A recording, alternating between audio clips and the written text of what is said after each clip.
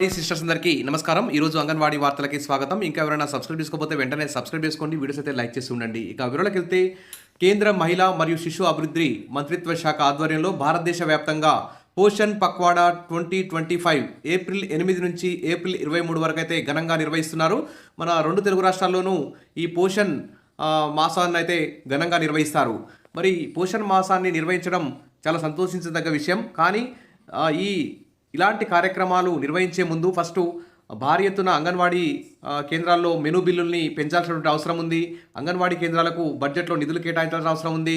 ఇక చాలని గౌరవ వేతనం పేరుతో శ్రమదోపిడీ జరుగుతున్నటువంటి అంగన్వాడీ టీచర్ ఆయాలకు కనీస వేతనం అమలు చేయాలి. ఉద్యోగ భద్రత, రిటైర్మెంట్ బెనిఫిట్స్ ఇవన్నీ కల్పించి అంగన్వాడీలను ఆధునీకరించి మరి మెనూ బిల్లులు పెంచిన తర్వాత ఈ పోషణ్ మాసాన్ని నిర్వహిస్తే చాలా సక్సెస్ అయ్యే అవకాశం ఉంది. ప్రస్తుతం అయితే మరి ఆకలి సూచీలో భారతదేశం అయితే చాలా 130 స్థానాల దిగువన ఉంది. చాలా ఘోరమైనటువంటి పరిస్థితిలో ఉంది. రక్తహీనత, పోషకాహార లోపంతో ఇతర కారణాలతో చిన్నారులు చాలా అనారోగ్యాల పాలవుతున్నారు. తద్వారా మరి విద్యాపరంగా కూడా మరి అభివృద్ధి చెందలేకపోతున్నారు భారతదేశ పౌరులు. కాబట్టి అంగన్వాడీ వ్యవస్థ అనేది భారతదేశ వ్యాప్తంగా విస్తరించి ఉన్నటువంటి అతిపెద్ద వ్యవస్థ అని చెప్పుకోవచ్చు. కాబట్టి అంగన్వాడీల ద్వారా మరి బడుగు బలహీన వర్గాలకు, స్లమ్ ఏరియాస్లో ఉన్నటువంటి పేద వర్గాల చిన్నారులందరికీ కూడా మరి న్యూట్రిషన్ అందించడంలో అంగన్వాడీ టీచర్లు ఆయాలు కీలక పాత్ర పోషిస్తారు. కాబట్టి మెనూ బిల్లుల్ని భారీ ఎత్తున పెంచి అంగన్వాడీ టీచర్ల ఆయాలకు కనీస వేతనాలు అమలు చేసి ఈ పోషణ్ మాసాన్ని నిర్వహిస్తే మాత్రం ఖచ్చితంగా మరి ప్రభుత్వం అనుకున్నటువంటి లక్ష్యం అయితే నెరవేరుతుంది. ఇక చూస్తే నేటి నుంచి పోషణ పక్షం 8 నుంచి 22వ తేదీ వరకు పోషకాహారలేమి తగ్గించడమే ప్రధాన లక్ష్యం.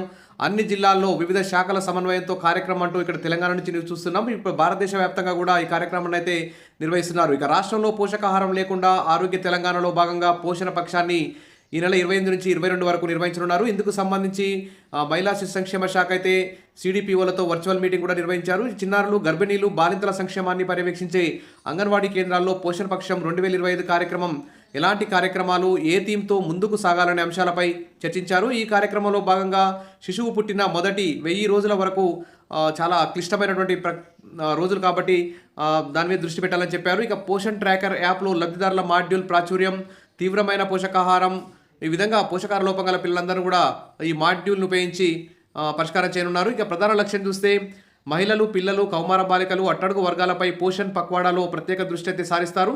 ఇక మహిళా శిశు సంక్షేమ శాఖ ఆధ్వర్యంలో జరిగే ఈ కార్యక్రమం ద్వారా పోషణ సంబంధిత సమస్యలు పరిష్కరించడానికి ప్రజలను చైతన్యపరుస్తారు. ఇక పర్యావరణ పరిరక్షణ, శుభ్రపరిచే కార్యక్రమాలు, నీటి సంరక్షణ అంటే అంగన్వాడీ కేంద్రాల్లో వర్షపు నీటి సంరక్షణ ప్రోత్సహించడం, మరి పోషకాహారంపై స్వయం సహాయక సంఘాల సమావేశాలు నిర్వహించడం, క్రీడా దినోత్సవం, ఆరోగ్యకరమైన జీవనశైలి అవలంబించడం వంటి కార్యక్రమాలు అయితే చేపడతారు. ఇక మహిళా సాధికారత, పట్టణ పేదరిక నిర్మూలన సంస్థ మెప్మా పోషణ్ పక్వాడా 2025 పోషకాహార మేళా కోసం కూడా ప్రత్యేక కార్యాచరణ అయితే రూపొందించింది. ఇక గర్భిణీలు, బాలింతలు, ప్రీ స్కూల్ పిల్లల ఆరోగ్య సంరక్షణకు ప్రత్యేక ప్రాధాన్యతనిస్తూ అంగన్వాడీ కేంద్రాలకు వారిని సమీకరించేందుకు ప్రణాళికలు అయితే సిద్ధం చేసింది. ఇక ఆరోగ్యానికి సంబంధించిన చర్చలను నిర్వహించింది. వీరికి ఈ చర్చల్లో గర్భిణీలు, బాలింతలు, ప్రీ స్కూల్ పిల్లల పోషకాహార అవసరాలు, మరి అంగన్వాడీ కేంద్రాల ప్రాముఖ్యత తదితర అంశాల మీద అంగన్వాడీ కేంద్రాల సమీకరణకు ప్రత్యేక ప్రచార కార్యక్రమాలు కూడా, ప్రదర్శనలు కూడా నిర్వహిస్తారు. ఇక పోషకాహార మేళాలో భాగంగా వివిధ రకాల పోషకాహార వంటకాలు ప్రదర్శన చేస్తారు. వంటకాలు గర్భిణీలు, బాలింతలు, ప్రీ స్కూల్ పిల్లల ఆరోగ్యానికి ఉపయోగపడేలా రూపొందిస్తారు. ఈ మేళాలో పోషకాహార నిపుణులు పాల్గొని ప్రజలకు పోషకాహారంపై సలహాలు అందిస్తారు. ఇక పోషకాహార మేళలో వివిధ రకాల పోషకాహార ఉత్పత్తులను విక్రయిస్తారు. ఈ ఉత్పత్తులు గర్భిణీలు, బాలింతలు, ప్రీ స్కూల్ పిల్లల ఆరోగ్యానికి అవసరమైన పోషకాలను అందిస్తాయి. ఆరోగ్య సంరక్షణకు ప్రాధాన్యతనిస్తూ నగరంలోని అర్బన్, ప్రైమరీ హెల్త్ సెంటర్లు, బస్తీ దవాఖానాల్లో హిమోగ్లోబిన్ పరీక్ష శిబిరాన్ని నిర్వహించనున్నారు. 12 సంవత్సరాల బాలికల నుండి 55 సంవత్సరాల మహిళల అనారోగ్య సమస్యలను గుర్తించి వారికి అవసరమైన మందులు కూడా పంపిణీ చేస్తారు. ఇది ఒక మహత్తరమైనటువంటి కార్యక్రమం అని చెప్పుకోవచ్చు ఈ పోషణ్ మాసం. మరి కానీ దీనికి ముందు మరి అంగన్వాడీ కేంద్రాల్లోకి వస్తున్నటువంటి చిన్నారులు, గర్భిణీలు, బాలింతలకు సంబంధించి మెనూ బిల్లులు భారీ ఎత్తున పెంచాలి. అంగన్వాడీ టీచర్ల ఆయాల జీతాలు కూడా పెంచాలి. సరైనటువంటి ఆధునిక సౌకర్యాలు కల్పిస్తే మాత్రం ఖచ్చితంగా అంగన్వాడీ టీచర్లు, ఆయాలు ఈ పోషణ మాసాన్ని అయితే దిగ్విజయం చేయగలరు.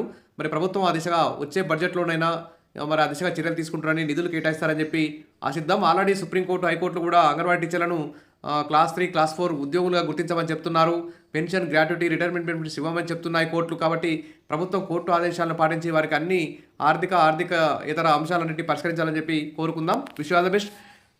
మరిన్ని అప్డేట్స్ కోసం మన ఛానల్ని ఫాలో అవుతుండండి. వీడియోస్ అయితే లైక్ చేసి ఉండండి. Thank you.